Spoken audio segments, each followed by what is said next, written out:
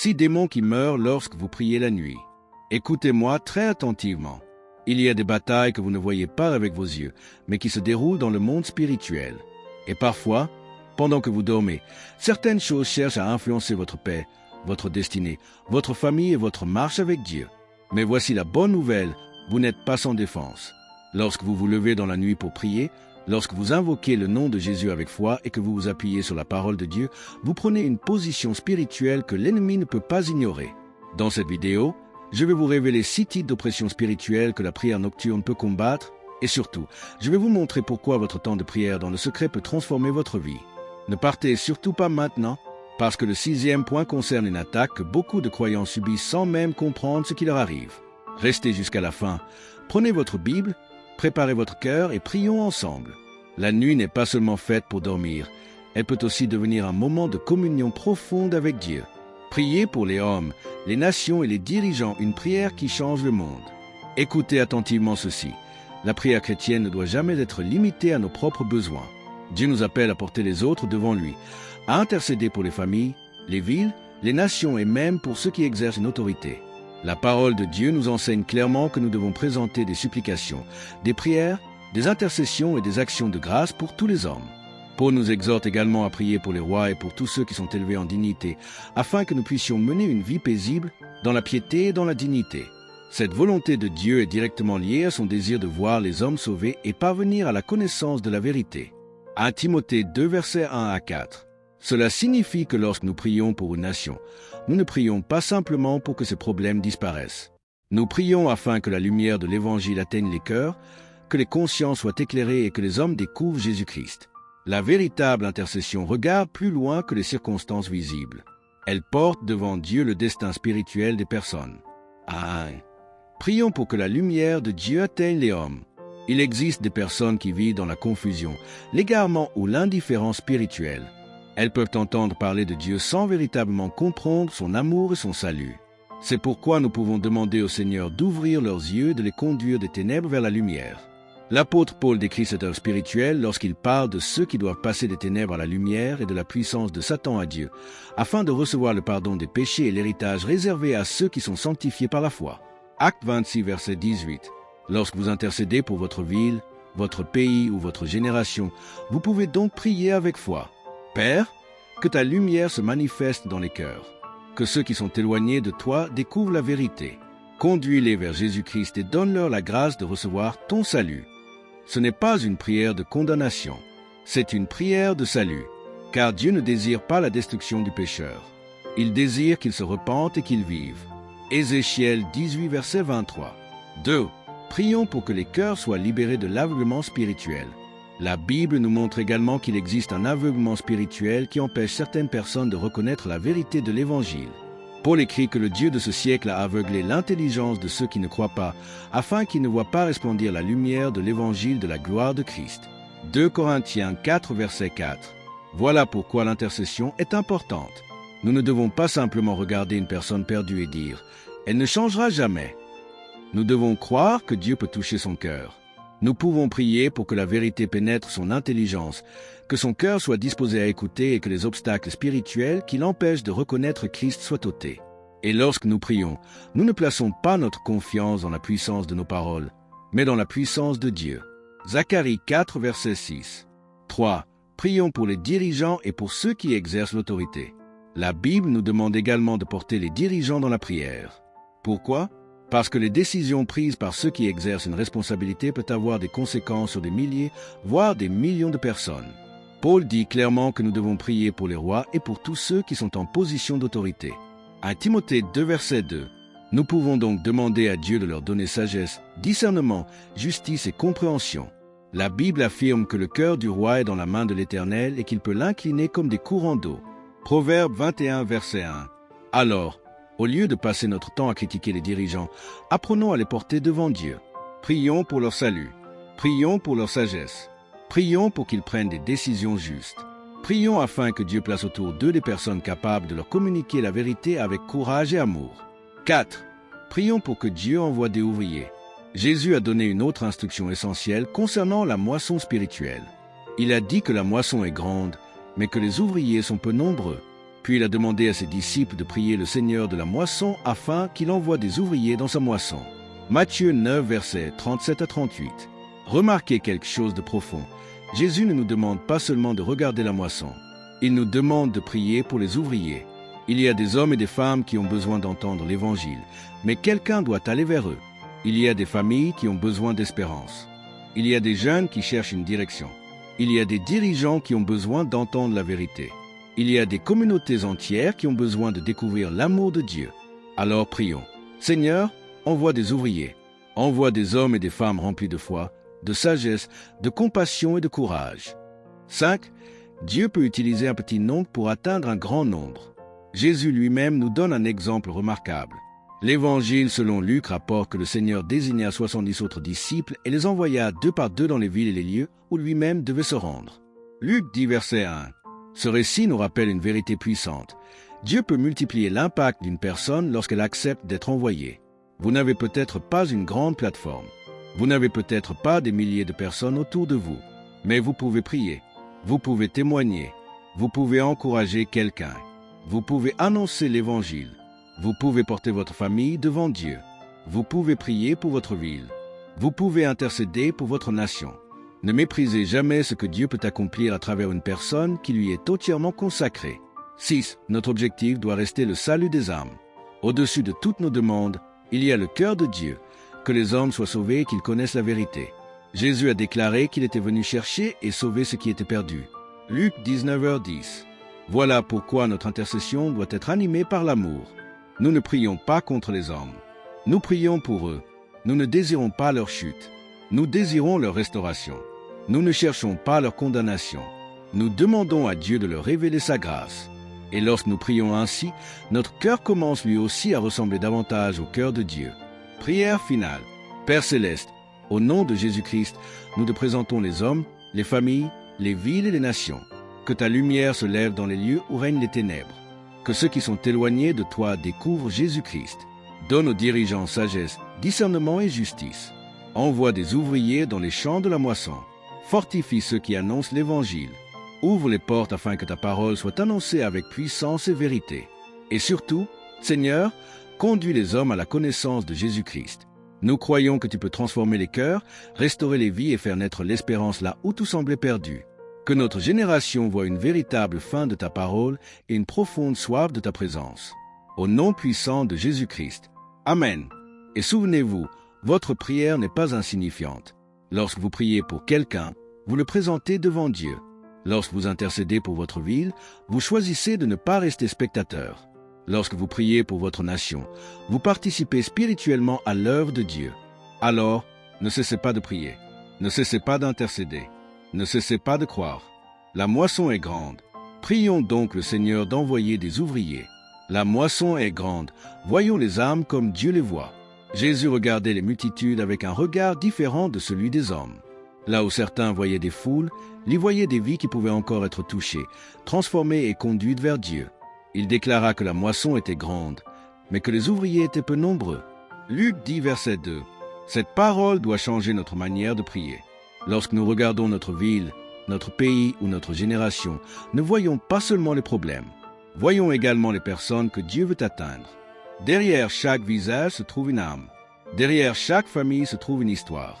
Derrière chaque dirigeant se trouve une personne qui a elle aussi besoin de la grâce de Dieu. C'est pourquoi Jésus ne nous a pas simplement demandé d'observer la moisson. Il nous a demandé de prier le Seigneur de la moisson afin qu'il envoie des ouvriers. Matthieu 9, verset 38. Des ouvriers dans tous les domaines. Lorsque nous prions pour notre nation, nous devons demander à Dieu de susciter des hommes et des femmes capables de témoigner de leur foi là où ils se trouvent. Prions pour les responsables politiques. Prions pour les magistrats. Prions pour les enseignants. Prions pour les chefs d'entreprise. Prions pour les professionnels de santé. Prions pour les responsables administratifs. Prions pour les personnes qui exercent une influence sur la société. Il ne s'agit pas de demander que tous deviennent des prédicateurs publics. Il s'agit de demander à Dieu de placer des témoins fidèles dans les endroits où l'Évangile doit être entendu. Jésus a dit à ses disciples qu'ils seraient ses témoins jusqu'aux extrémités de la terre. Acte 1, verset 8. Il existe peut-être des endroits où vous ne pourrez jamais vous rendre. Mais cela ne signifie pas que Dieu n'y travaille pas. Le Seigneur peut susciter quelqu'un d'autre. Il peut ouvrir une porte inattendue. Il peut conduire un croyant vers une personne précise. Il peut utiliser une conversation, une décision, un témoignage ou même une simple parole d'encouragement. Dieu n'est pas limité par nos capacités. La Bible nous rappelle que le salut ne dépend pas du nombre de personnes disponibles, mais de la puissance de Dieu. 1 Samuel 14, verset 6. Notre responsabilité est donc de prier avec foi et de rester disponible lorsque Dieu nous demande d'agir. Prions pour que Dieu donne la sagesse aux dirigeants. Voici une autre dimension importante de l'intercession. Nous devons demander à Dieu d'accorder aux dirigeants sagesse, discernement et compréhension. La Bible affirme que le cœur du roi est dans la main de l'Éternel et qu'il peut le diriger selon sa volonté. Proverbe 21, verset 1. Cela signifie que nous ne devons jamais penser qu'une situation politique ou sociale est tellement compliquée que Dieu ne peut plus intervenir. Dieu peut ouvrir une porte. Dieu peut donner une idée. Dieu peut empêcher une mauvaise décision. Dieu peut conduire un responsable vers une personne capable de lui apporter un conseil juste. C'est pourquoi l'Église doit apprendre à prier davantage pour ceux qui gouvernent plutôt qu'à passer son temps à les condamner. Paul nous demande précisément de faire des prières et des intercessions pour ceux qui exercent l'autorité. 1 Timothée 2, versets 1 à 2. Dieu peut changer une situation qui semble impossible. L'histoire d'Esther nous montre avec force ce que la prière et le jeûne peuvent produire. Le peuple de Dieu était confronté à une menace grave. Esther savait qu'elle devait se présenter devant le roi, mais cette démarche comportait un grand danger. Elle demanda alors au peuple de jeûner pour elle, et elle jeûna également avec ses servantes. Esther 4, verset 16. Après ce temps de consécration, Esther entra auprès du roi, et quelque chose changea. Celui qui aurait pu la condamner lui demanda ce qu'elle désirait. Esther 5, versets 2 à 3. Quelle leçon pour nous! Une situation qui semble fermée aux yeux des hommes peut être ouverte lorsque Dieu intervient. Voilà pourquoi nous ne devons pas abandonner la prière simplement parce que les circonstances semblent défavorables. Prions avec persévérance. La prière n'est pas une formule magique destinée à obliger Dieu à faire ce que nous voulons. La prière est une expression de notre confiance en Dieu. Nous lui présentons nos demandes, nous nous soumettons à sa volonté et nous croyons qu'il agit selon sa sagesse. Jésus nous a enseigné à prier sans nous décourager. Luc 18, verset 1. Alors, lorsque vous priez pour votre pays, ne vous découragez pas parce que vous ne voyez pas immédiatement de changement. Lorsque vous priez pour un dirigeant, continuez. Lorsque vous priez pour votre famille, continuez. Lorsque vous intercédez pour les âmes perdues, continuez. Lorsque vous demandez à Dieu d'envoyer des ouvriers dans la moisson, continuez. Dieu entend la prière de ceux qui se tournent vers lui avec foi. 1 Jean 5, verset 14. Tout est possible à Dieu. Nous devons terminer avec cette conviction. Dieu n'est pas limité par nos circonstances. Jésus a déclaré que ce qui est impossible aux hommes est possible à Dieu. Luc 18, verset 27. Peut-être regardez-vous aujourd'hui votre famille et vous pensez « Cette personne ne changera jamais ». Peut-être regardez-vous votre pays et vous dites « Rien ne pourra améliorer cette situation ». Peut-être regardez-vous un dirigeant et vous pensez « Son cœur ne changera jamais ». Mais la foi nous apprend à regarder au-delà de l'impossible. Nous ne prétendons pas contrôler les décisions des autres. Nous faisons confiance à Dieu pour agir avec sagesse, justice et puissance, car rien n'est trop difficile pour lui.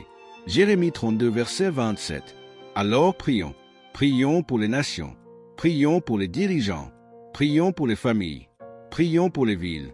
Prions pour les ouvriers de l'Évangile. Et surtout, prions pour que des hommes et des femmes découvrent Jésus-Christ. Prière. Père, nous te remercions parce que tu es le Seigneur de la moisson. Nous te présentons notre génération. Envoie des ouvriers dans les endroits où l'Évangile doit être annoncé. Donne du courage à ceux qui te servent.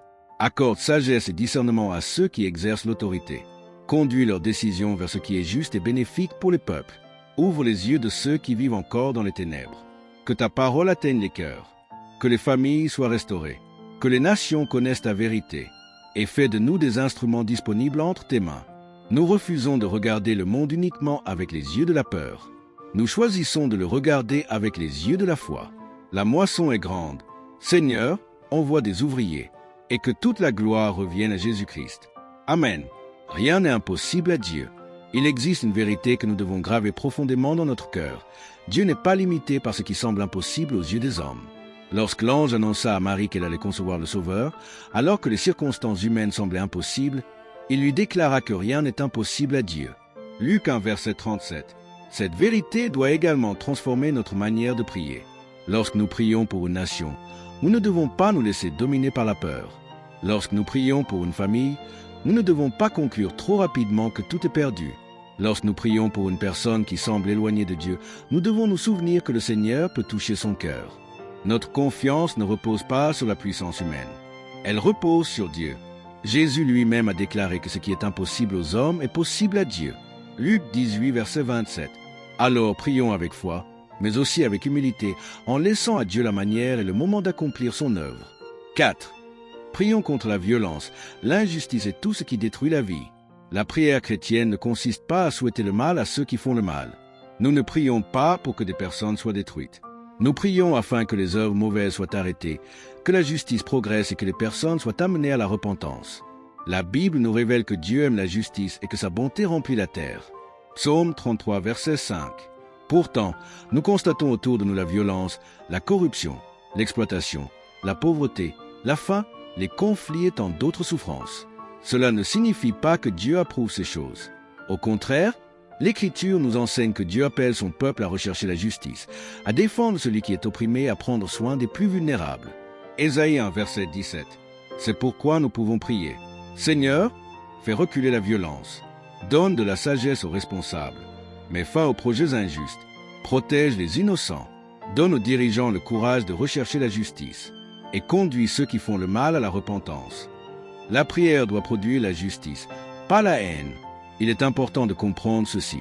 Lorsque nous parlons de combattre les œuvres des ténèbres, notre combat ne doit pas devenir une haine contre des personnes. L'apôtre Paul nous rappelle que notre lutte véritable n'est pas simplement dirigée contre des êtres humains, mais qu'elle possède également une dimension spirituelle. Éphésiens 6, verset 12. Cela signifie que le croyant doit éviter de transformer son intercession en accusation permanente contre les hommes. Nous pouvons dénoncer l'injustice sans haïr celui qui la commet. Nous pouvons demander que la corruption cesse tout en priant pour la repentance de ceux qui y participent. Nous pouvons demander que la violence soit arrêtée tout en désirant le salut des violents. Voilà la différence entre une prière inspirée par la colère humaine et une prière conduite par l'Esprit de Dieu.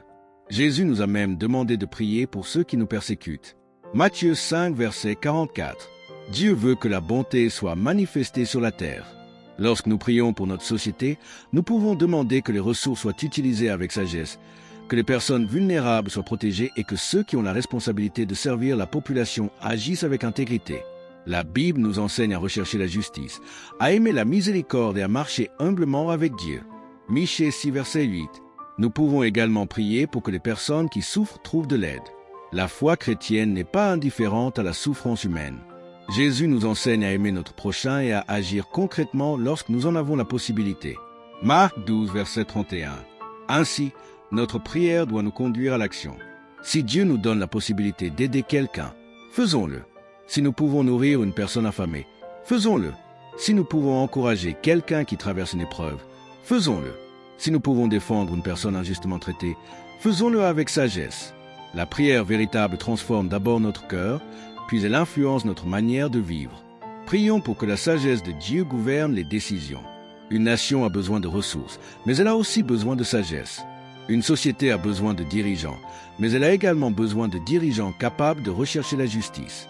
C'est pourquoi l'Église doit prier. La Bible dit que lorsque les justes se multiplient, le peuple se réjouit. Proverbe 29, verset 2. Prions donc pour ceux qui prennent des décisions importantes. Demandons à Dieu de leur accorder discernement. Demandons-lui de les préserver de la corruption. Demandons-lui de leur donner le courage de prendre des décisions justes. Demandons-lui de placer autour d'eux des conseillers honnêtes et compétents. Et surtout, prions pour que leur cœur soit sensible à la vérité. Ne perdez pas espoir devant les crises. Peut-être regardez-vous actuellement une situation qui vous semble totalement hors de contrôle. Ne laissez pas cette situation détruire votre foi. La Bible déclare « Rien n'est impossible à Dieu ». Luc 1, verset 37. Cela ne signifie pas que nous pouvons imposer à Dieu n'importe quel résultat selon notre volonté. Cela signifie que nous pouvons lui faire confiance même lorsque nous ne voyons pas encore la solution. Dieu reste Dieu au milieu de la crise. Il demeure souverain lorsque les hommes sont confus. Il demeure fidèle lorsque les circonstances changent. Il demeure puissant lorsque nos propres forces sont épuisées. C'est pourquoi nous pouvons prier avec assurance. Seigneur, je ne sais pas comment tu vas agir, mais je sais que tu es capable d'agir. Je ne vois pas encore la solution, mais je choisis de te faire confiance. Notre position, intercéder avec foi. Alors, bien-aimés, ne renoncez pas à la prière. Priez pour votre famille. Priez pour votre ville. Priez pour votre nation. Priez pour ceux qui souffrent. Priez pour les dirigeants. Priez pour les personnes qui sont éloignées de Dieu. Priez pour que les ouvriers de l'Évangile soient envoyés. Et lorsque vous voyez l'injustice, ne laissez pas la colère prendre la place de la foi. Tournez-vous vers Dieu. Demandez-lui d'intervenir. Demandez-lui de donner sagesse, justice et discernement. La Bible nous encourage à rechercher premièrement le royaume de Dieu et sa justice. Matthieu 6, verset 33. Notre espérance ultime ne repose donc pas sur les systèmes humains. Elle repose sur Dieu. Prière, Père céleste, nous te présentons notre génération. Là où il y a la violence, apporte la paix. Là où il y a l'injustice, fais progresser la justice. Là où il y a la corruption, donne le courage de choisir l'intégrité. Là où il y a la pauvreté et la souffrance, suscite des personnes capables d'apporter une aide véritable. Là où les cœurs sont remplis de haine, fais naître la réconciliation. Nous prions pour ceux qui exercent l'autorité. Donne-leur sagesse, discernement et crainte de Dieu. Nous prions pour les familles. Nous prions pour les personnes vulnérables. Nous prions pour ceux qui ne connaissent pas encore Jésus-Christ. Et nous te demandons d'envoyer des ouvriers dans ta moisson. Seigneur, nous reconnaissons que nous ne pouvons pas tout contrôler. Mais nous savons que rien n'est impossible à Dieu. Nous choisissons donc de ne pas vivre dans la peur. Nous choisissons de prier. Nous choisissons de croire. Nous choisissons de marcher dans l'amour. Et nous choisissons de remettre notre confiance entre tes mains. Au nom de Jésus-Christ. Amen. La prière qui fait reculer les ténèbres. Il y a une vérité que le croyant ne doit jamais oublier. Dieu est capable d'agir là où les forces humaines arrivent à leurs limites. La foi chrétienne ne consiste pas à nier les difficultés. Elle consiste à croire que les difficultés ne sont pas plus grandes que notre Dieu. Lorsque l'ange annonça à Marie l'accomplissement du plan de Dieu, il lui donna cette parole extraordinaire. Car rien ne sera impossible à Dieu. Luc 1, verset 37. Cette vérité doit devenir une conviction profonde dans notre vie de prière. Lorsque nous prions pour une personne, nous pouvons croire que Dieu est capable de toucher son cœur. Lorsque nous prions pour une famille, nous pouvons croire qu'il peut apporter restauration et réconciliation. Lorsque nous prions pour une nation, nous pouvons demander que la sagesse, la justice et la paix progressent. Nous ne contrôlons pas Dieu par nos paroles. Nous ne manipulons pas les circonstances par des formules. Nous déposons nos demandes devant celui qui possède toute autorité. Philippiens 4, verset 6. 4. Prions pour que les œuvres de violence et d'injustice reculent. La parole de Dieu nous enseigne que le Seigneur aime la justice et qu'il désire voir sa bonté se manifester dans le monde. Psaume 33, verset 5. Pourtant, nous voyons autour de nous la violence, la pauvreté, l'exploitation, la corruption, les conflits et de nombreuses formes d'injustice. Face à ces réalités, l'Église ne doit pas seulement se plaindre. Elle doit prier. Mais notre prière doit être dirigée avec sagesse. Nous ne prions pas pour la destruction des personnes. Nous prions pour que les œuvres mauvaises soient arrêtées, pour que l'injustice soit exposée, pour que les responsables agissent avec intégrité et pour que ceux qui font le mal puissent connaître la repentance. La Bible nous ordonne de rechercher la justice, de secourir l'opprimé et de défendre ceux qui sont vulnérables. Ésaïe 1, verset 17. Voilà une prière que nous pouvons faire. Seigneur, là où la violence détruit des vies, établis la paix. Là où l'injustice domine, fais surgir la justice. Là où la corruption prive les hommes de leurs droits, donne à ceux qui exercent l'autorité le courage d'agir avec intégrité. Dieu nous appelle à prier pour la justice. Il est facile de regarder les problèmes du monde et de désigner immédiatement des coupables. Mais Jésus nous enseigne une voie plus profonde. Prier pour les hommes, y compris pour ceux qui nous font du mal. Matthieu 5, verset 44. Cela ne signifie pas que nous approuvons l'injustice. Cela signifie que nous refusons de laisser la haine gouverner notre cœur.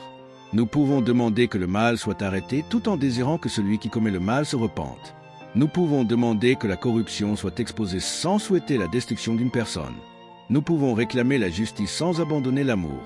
C'est précisément là que notre intercession devient spirituellement mature. La terre appartient à Dieu. La Bible déclare « À l'Éternel la terre et ce qu'elle renferme ». Psaume 24, verset 1. Tout ce que nous possédons appartient ultimement à Dieu. Les ressources de la création, les capacités humaines, les terres, les connaissances et les possibilités de travailler sont des dons que nous devons gérer avec responsabilité. Mais le péché peut conduire les hommes à exploiter, tromper, opprimer et accumuler au détriment des autres. C'est pourquoi l'Écriture condamne fortement l'exploitation des faibles et l'injustice économique. Proverbe 22, versets 22 à 23. La réponse chrétienne ne doit donc pas être la résignation. Elle doit être la prière, l'intégrité la générosité, le travail honnête et la recherche de la justice. Prions pour ceux qui prennent des décisions. Les décisions économiques, politiques et sociales peuvent avoir de lourdes conséquences sur la population. C'est pourquoi nous devons prier pour ceux qui ont des responsabilités. La Bible nous demande de prier pour les rois et pour tous ceux qui exercent l'autorité. 1 Timothée 2, versets 1 à 2. Demandons à Dieu de donner aux dirigeants la sagesse pour décider, le discernement pour reconnaître le bien du mal, le courage de résister à la corruption et l'humilité nécessaire pour écouter de bons conseils. L'Écriture dit « Quand les justes se multiplient, le peuple est dans la joie ». Proverbe 29, verset 2. Voilà pourquoi notre prière doit également concerner ceux qui gouvernent. Nos paroles doivent être alignées sur la parole de Dieu. Il est vrai que la Bible accorde une grande importance aux paroles que nous prononçons, mais nous devons comprendre cette vérité correctement. Nos paroles ne sont pas une puissance indépendante de Dieu. Elles ont de l'importance parce qu'elles révèlent notre cœur et parce que nous sommes appelés à confesser notre foi conformément à la vérité de Dieu. Jésus a enseigné que l'homme parle de l'abondance de son cœur. Luc 6, verset 45. Proverbe nous rappelle également que la mort et la vie sont au pouvoir de la langue. Proverbe 18, verset 21. Alors, au lieu de proclamer constamment la peur, apprenons à proclamer la vérité. Au lieu de dire « tout est terminé », disons « Dieu demeure fidèle ».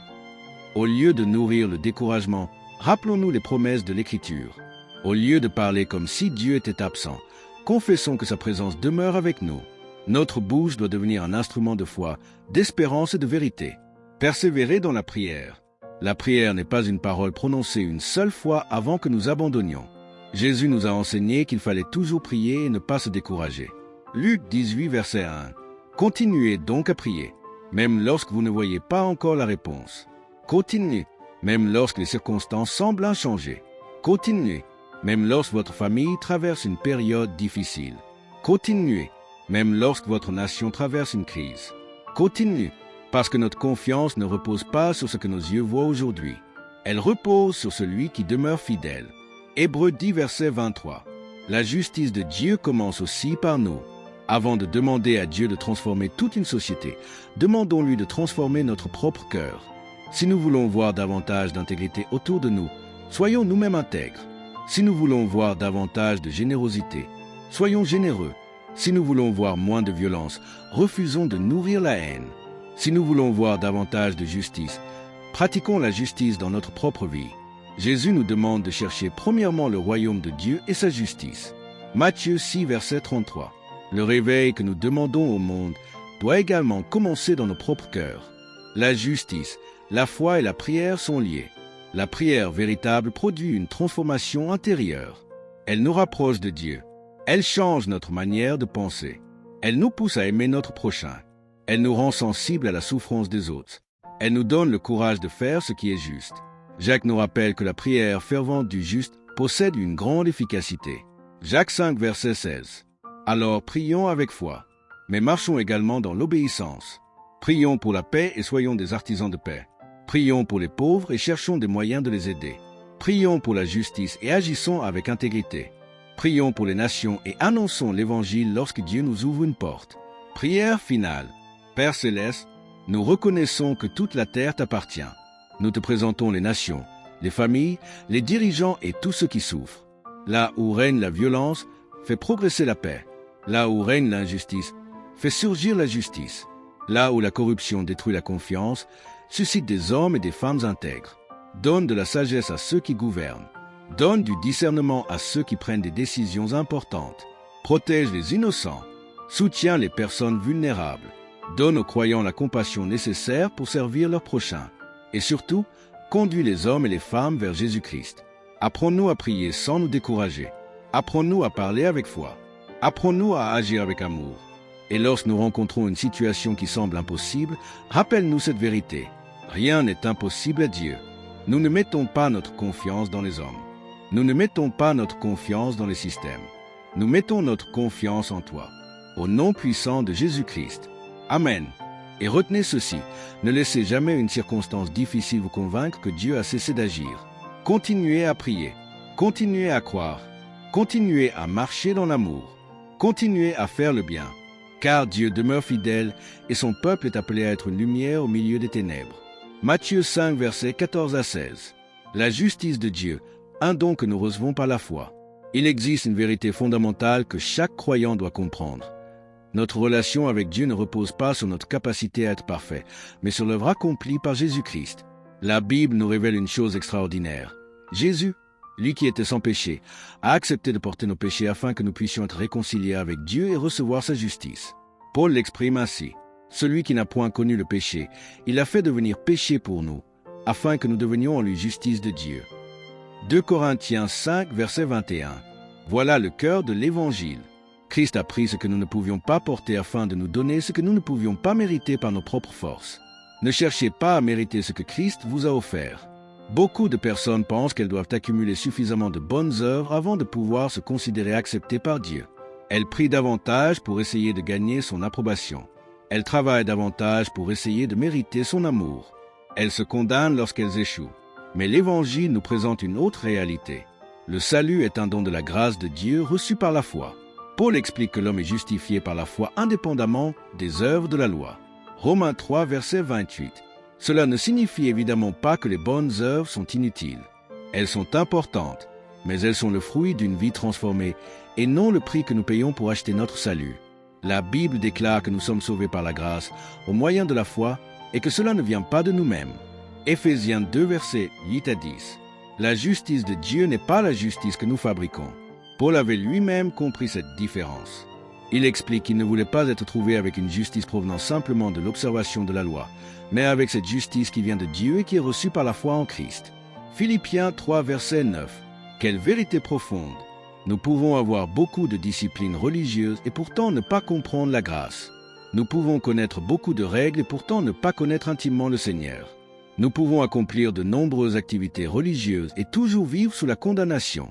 Mais lorsque nous comprenons l'Évangile, nous découvrons que notre confiance doit finalement reposer sur Jésus-Christ. La grâce ne nous donne pas une excuse pour pécher. Il faut cependant comprendre un point essentiel. Recevoir la justice de Dieu par la foi ne signifie pas que nous pouvons vivre volontairement dans le péché. La grâce ne nous enseigne pas à retourner dans notre ancienne vie. Paul pose précisément cette question. Devons-nous continuer dans le péché parce que nous ne sommes plus sous la loi mais sous la grâce? Sa réponse est catégorique. Romains 6, versets 1 à 2. Non, la grâce nous libère pour vivre autrement. Elle ne nous donne pas une permission de désobéir à Dieu. Elle produit en nous le désir de marcher dans la sainteté. Vivez avec l'assurance que Dieu vous a reçu en Christ. Lorsque vous avez placé votre foi en Jésus-Christ, vous n'avez plus besoin de vivre constamment dans la peur du rejet. Vous pouvez vous approcher de Dieu avec confiance. L'Écriture nous encourage à nous approcher du trône de la grâce avec assurance afin de recevoir miséricorde et de trouver grâce. Hébreux 4, verset 16. Quelle merveille!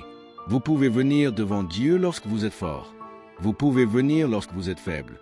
Vous pouvez venir lorsque vous avez remporté une victoire. Vous pouvez venir après une chute et demander pardon. La grâce de Dieu n'est pas fondée sur votre perfection. Elle est fondée sur Christ. Vous êtes appelé à marcher dans la confiance. La conscience de votre position en Christ doit changer votre manière de vivre. Vous n'êtes plus obligé de vous définir uniquement par vos erreurs passées. Vous n'êtes plus obligé de laisser la condamnation déterminer votre avenir. La Bible dit qu'il n'y a maintenant aucune condamnation pour ceux qui sont en Jésus-Christ. Romains 8, verset 1. Cela ne signifie pas que nous ne reconnaissons plus nos erreurs. Cela signifie que lorsque nous péchons, nous pouvons revenir à Dieu, confesser notre faute et recevoir son pardon. 1 Jean 1, verset 9. La culpabilité dit « Tu es terminé ». La grâce dit « Reviens à Dieu ». La condamnation dit « Cache-toi ». La grâce dit « Approche-toi de ton Père ». Confessons de foi. Alors, prenez un instant et proclamez avec foi, non pas comme une formule magique, mais comme une déclaration de votre confiance en l'œuvre de Jésus-Christ. Je suis réconcilié avec Dieu par Jésus-Christ. Je reçois sa grâce par la foi. Je ne place pas ma confiance dans mes propres mérites, mais dans l'œuvre accomplie par Christ. Je suis appelé à marcher dans la sainteté, dans la vérité et dans l'amour. Je m'approche de Dieu avec confiance parce que Jésus-Christ est mon Sauveur. Je refuse de vivre sous la condamnation. Je choisis de vivre dans la grâce et dans la vérité. Je veux manifester par ma vie la transformation que Dieu a accomplie en moi. Amen. La justice reçue par la foi doit transformer notre vie. Comprendre la grâce ne doit pas nous rendre passifs.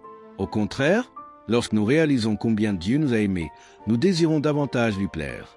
La Bible nous enseigne que l'amour de Christ nous pousse à vivre différemment. 2 Corinthiens 5, versets 14 à 15. Nous ne servons donc pas Dieu pour acheter son amour. Nous le servons parce que nous avons découvert son amour. Nous ne faisons pas le bien pour obtenir notre salut. Nous faisons le bien parce que le salut a commencé à transformer notre cœur. Voilà la différence entre une religion basée sur la peur et une relation fondée sur la grâce. Votre identité en Christ. Si vous appartenez à Jésus-Christ, votre identité ne doit plus être déterminée uniquement par votre passé. Vous êtes appelé à marcher comme une nouvelle créature. Paul déclare que celui qui est en Christ est une nouvelle création. 2 Corinthiens 5, verset 17. Alors ne retournez pas constamment regarder ce que Dieu vous a pardonné. Regardez vers Christ. Apprenez sa parole. Marchez dans l'obéissance. Aimez votre prochain. Pardonnez. Servez. Priez. Et laissez votre nouvelle identité produire de nouveaux fruits dans votre vie. Prions. Père Céleste, je te remercie pour Jésus-Christ. Je reconnais que je ne peux pas gagner ton amour par mes propres mérites. Je reçois avec reconnaissance la grâce que tu m'offres en Christ. Aide-moi à ne plus vivre sous la condamnation. Apprends-moi à marcher dans la sainteté, dans l'amour et dans la vérité. Lorsque je tombe, donne-moi la grâce de revenir vers toi. Lorsque je doute, rappelle-moi tes promesses. Lorsque je suis faible, fortifie-moi. Et que ma vie devienne le témoignage de ce que ta grâce peut accomplir dans un cœur qui se confie en toi. Je place ma confiance en Jésus-Christ. Je veux vivre dans la foi, dans la vérité et dans l'obéissance. Au nom de Jésus-Christ. Amen. Si ce message vous a encouragé, partagez-le avec quelqu'un qui a besoin de comprendre la grâce de Dieu. Et surtout, retenez ceci. Vous n'avez pas besoin de fabriquer votre propre justice. Regardez à Christ, recevez sa grâce par la foi et laissez cette grâce transformer votre vie. Romains 5, verset 17. Bien-aimés, si ce message a parlé à votre cœur, retenez cette vérité. Votre relation avec Dieu ne repose pas sur vos propres mérites, mais sur la grâce que Dieu vous offre en Jésus-Christ. Vous n'avez pas besoin de vivre dans la peur, la condamnation ou le découragement. Approchez-vous de Dieu avec foi, marchez dans sa parole et laissez sa grâce transformer votre vie.